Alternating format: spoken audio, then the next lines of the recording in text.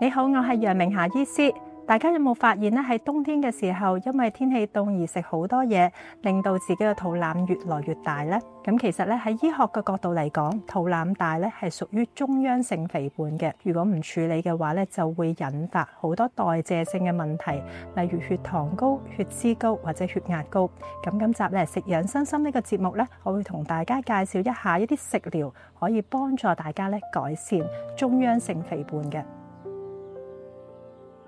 其實喺醫學嘅角度嚟講咧，中央性肥胖咧有兩個準則嘅。第一個準則咧就係睇我哋嘅腰圍度數，第二個準則咧就係睇我哋腰除以臀部咧嗰個腰臀比例啊。咁腰圍嘅指數咧，大家可以喺自己呢個肚臍呢個位置拉一條線，記得咧唔好閉氣，要自然呼吸，咁先至係最準確嘅。女仔咧就唔可以超過85cm。男仔咧就唔可以超過90cm， 如果超過咗嘅話咧，就係叫做中央性肥胖啦。咁腰臀嘅比例咧，頭先都講過啦，腰除以臀圍，腰圍咧如果度咗之後咧，再量度自己嘅臀圍，臀圍咧就係量度自己最高嘅位置，拉一條線去量度啦。咁如果腰臀比例咧，女仔超過咗0.85。而男仔咧超過咗0.9咧，都可以叫做中央性肥胖嘅。咁大家咧不妨用一把軟尺嚟到度一度自己究竟係咪中央性肥胖啦。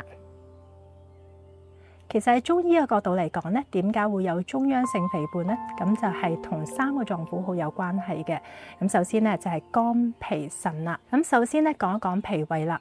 脾胃係負責輸送營養去身體唔同嘅地方啦。咁當脾胃功能差嘅時候，水液代謝就會形成濕氣、痰咗。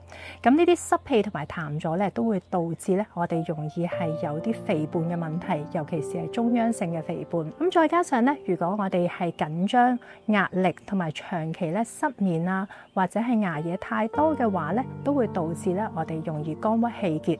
咁呢一種咧就等於一個催化劑，會令到咧我哋嘅脂肪代謝咧更加差。咁久而久之咧，一啲壓力大嘅人咧都會特別容易係有大肚腩、中央性肥胖嘅。最尾咧就係當我哋咧到身體差到一個地步嘅話，我哋講久病及腎啊，就會導致咧我哋會有腎虛嘅問題。腎係主水，係同我哋嘅即係代謝有關啊，亦都係同我哋嘅二便即係大便、小便有關。當我哋腎虛嘅人咧，一般嚟講咧都特別容易會肥胖，所以年紀大嘅人咧，有時脾腎虛弱啊，再加上肝鬱嘅話咧，都特別容易係會有肥胖、中央性肥胖嘅問題。咁以下落嚟咧，我會介紹一個食療俾大家咧，去幫助大家預防中央性肥胖嘅。相信咧好多人咧都受到中央肥胖咧嘅困擾喎，咁所以咧我今日咧介紹咗呢個消脂排毒湯俾大家，幫助大家咧改善翻自己中央性肥胖嘅問題。咁材料好簡單啦，就係有山楂、合桃、南北杏、高麗菜咁同埋啲銀魚乾仔嘅。咁山楂咧，其實佢本身咧有好好嘅消食導滯嘅作用，同時咧可以活血化瘀嘅。咁佢嘅性味咧其實偏溫一啲啦，有少少酸。喺現代醫學個角度嚟講咧，可以幫助咧我哋改善血脂嘅問題嘅。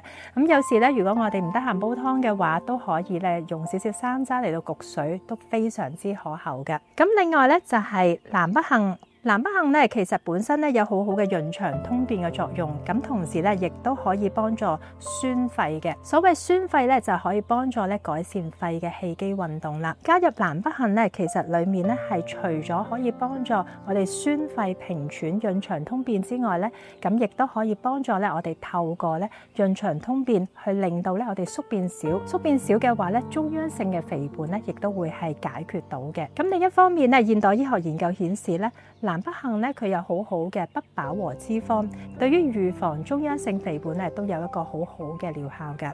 咁跟住落嚟咧，就係合桃啦。頭先有講過啦，中央性肥胖嘅人咧，好多時候咧同腎虛都有關嘅。咁合桃咧有好好嘅養腎嘅作用，同時咧佢可以健脾胃、潤腸通便嘅。咁腎絲二便啊，當大便嘅功能好嘅話咧，中央性嘅肥胖咧亦都可以解決到嘅。咁跟住落嚟咧就係高麗菜啦，呢度係有啲有機脫水嘅高麗菜同埋一啲紫淮山嘅。咁高麗菜咧佢有好好嘅膳食纖維，佢可以幫助我哋潤腸通便啦，同時亦都可以健脾胃。類嘅。加入淮山咧，其實可以幫助加強咧健脾胃嘅作用，同時咧可以平補肺脾腎三臟。咁如果我哋有中央性肥胖嘅朋友咧，食適量程度嘅高麗菜咧，都可以幫助腸蠕動，同時咧可以養脾胃之餘咧，亦都令到呢個人咧精神啲、健康啲㗎。最後咧就係家鄉嘅野生銀魚乾仔啦。咁之前同大家講過啦，銀魚乾仔咧佢有好好嘅健脾胃嘅作用，咁同時咧亦都可以幫助咧我哋加強咧我哋脾胃嘅運化㗎。咁有時食用少少嘅話咧，都可以幫助嗰個膳食提鮮啦。咁同時咧亦都可以幫助咧我哋改善中央性肥胖嘅問題嘅。咁做法好簡單，就係將呢啲食材咧擺落去瑤池漢方嘅養生燜燒壺嗰度焗大概2個鐘頭，咁就飲得噶啦。話咁快咧，呢個燒脂排毒湯咧已經做好咗啦，好鮮香啊！等我試下，有好香嘅高麗菜嘅甜味，亦都係有銀魚乾仔嘅鮮味。咁大家咧不妨咧平時可以煲一煲，咁都可以幫助咧我哋預防中央性肥胖嘅問題噶。等我同大家總括一下呢個燒脂排毒湯嘅食材先啦。咁就有山楂、合桃、南北杏、高麗菜同埋野生嘅銀魚乾仔。咁呢啲食材咧，加埋呢個瑤池漢方嘅養生燜燒壺，就係今次瑤池漢方慈善基金嘅義賣項目嚟嘅。希望大家多多支持啦。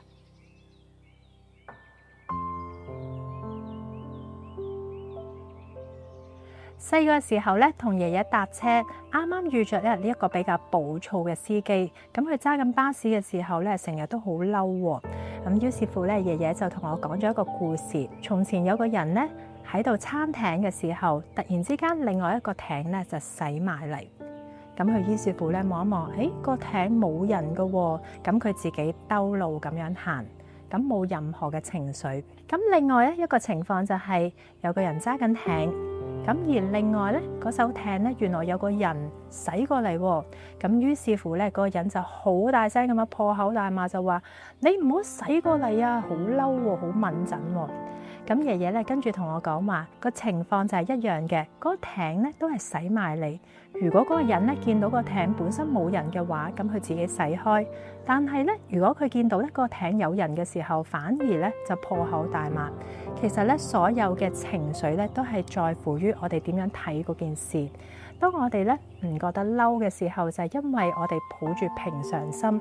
但係嬲嘅時候咧，就好多時候就係將自己嘅情緒反映喺嗰個外來嘅事物。咁如果咧我哋減低對外來嘅事物嘅影響，咁其實咧個人嘅情緒就會好好多噶啦。其實爺爺同我講呢個故仔嘅時候咧，我都覺得好有深刻嘅感受，因為人到大個咗嘅時候，有好多外來嘅事情都會令到自己咧有時會諗得唔通。咁當我諗一諗呢個故仔嘅時候，就會豁然開朗。好多時候咧，我哋開心或者唔開心、嬲怒嘅情緒咧，都在乎我哋點樣睇嗰件事嘅啫。爺爺咧喺我人生當中佔有一個好重要嘅地位，佢係一個好有智慧嘅爺爺。我成立呢個瑤池漢方慈善基金咧，就想紀念呢位咁有智慧嘅爺爺，同時將中醫養生嘅概念宣揚出去，令更加多人受惠。終極目標咧，就想興辦一間以中醫為理念嘅老人護理中心，希望大家多多支持，慷慨解囊。